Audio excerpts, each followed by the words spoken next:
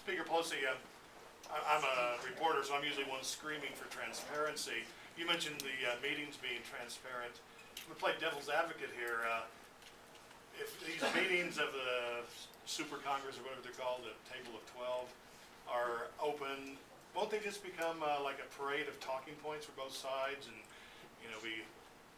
each side will boo the villain and cheer the hero, and nothing really get done? That's called democracy. And I don't mean to make light of your question. It's a very important one. I think that the American people will have a slim appetite for exploitation of that discussion at the table. I think that everybody has to go there in good faith to say, how do we resolve this issue? Because, Steve, we have to succeed at that table. I wish we never had to go there. I wish that the grand bargain that the president had put forth that had reductions in spending and revenue as part of it, a balanced, fair, bipartisan plan, would have been accepted by the Republicans. But they said, only cuts, no revenue. It's a terrible idea. But it is what they demanded in order not to have the government, the full faith and credit of the United States of America, defaulted upon. So now then they say, and furthermore, you have to cut even more. You have to reduce the deficit even more. And we're saying, okay, you want to reduce the deficit, this has to be balanced. And so people talk about cuts and they talk about revenue. I want those people at the table to talk about jobs. I want them to talk about growth. I want them to reduce the deficit by producing jobs that create revenue that comes into the Treasury to reduce the deficit.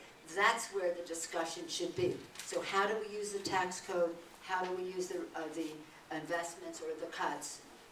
And to do so in a way that does not cut so big and so fast that it curtails, it stops, slows down economic growth. I just want to close on this point because Congressman Lujan reminds me of it, because he's young and because people always talk about young people when they talk about the deficit. They say, we cannot leave the deficit to the next generation. Well, I'm 48 years in September, my husband and I, so we're catching up to you with our children, 5 children and 9 grandchildren. I don't want to leave them any private debts or public debts.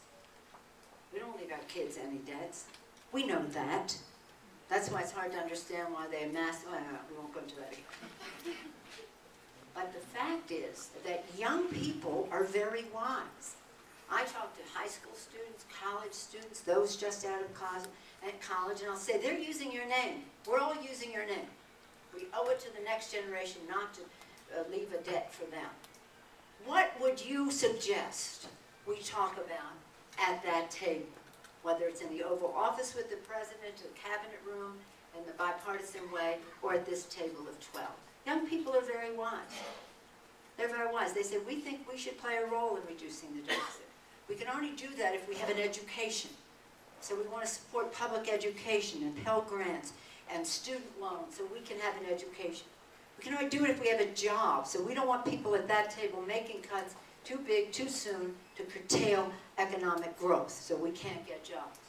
Our families could not have the liberty of having us go to college if we didn't have Medicare and Social Security for our parents and our grandparents. They see the family connection. They see the family connection. And they understand that again, families work together. Somehow or other that is missed by others. They're saying they're trying to pit one generation against another. Witness the statement of the governor of Texas. This is a Ponzi scheme. It is a lie to the young people, he said, that they're ever going to get Social Security. Well, the Republican conservatives, not the conservatives, the ultra-right wing, have been saying that for decades. They have never supported Social Security. And they want people to think it's not going to be there for them. How many times do people hear that? They started in the 70s on college campuses, the 80s, the 90s, and now they continue saying that to young people. But young people know that it's important to them now because of what it means to their families, and it's going to be important to them later. So this whole generational thing has not worked for them. But whether it does or not from a public relations standpoint, we have to make sure that, again, as one country, the greatness of America, we come to that table. And forget politics, forget everything else. This is so much bigger than any of that. It's so much bigger. So to your point, I think that they will measure, the American people, they will measure the performance, if that's the word, of people at that table as to their genuineness, their authenticity, as to whether they're there to get the job done. Or maybe they just think in a different way. Maybe their job is to privatize Social Security, Medicare, and the rest. And that will be self-evident as well. But I hope you'll all be paying a lot of attention. I think you will. You seem pretty attuned to these issues. I hope that you will keep a drumbeat going and saying, this is the country we helped build. We raised our families. We fought our wars. We built the economy and the rest. And we want that contribution reflected at that table. We want veterans' issues reflected at that table. We want young people's issues reflected at that table. And for us, the issue of whether we have our children educated, our seniors respected, our jobs created, our country protected, they're not issues.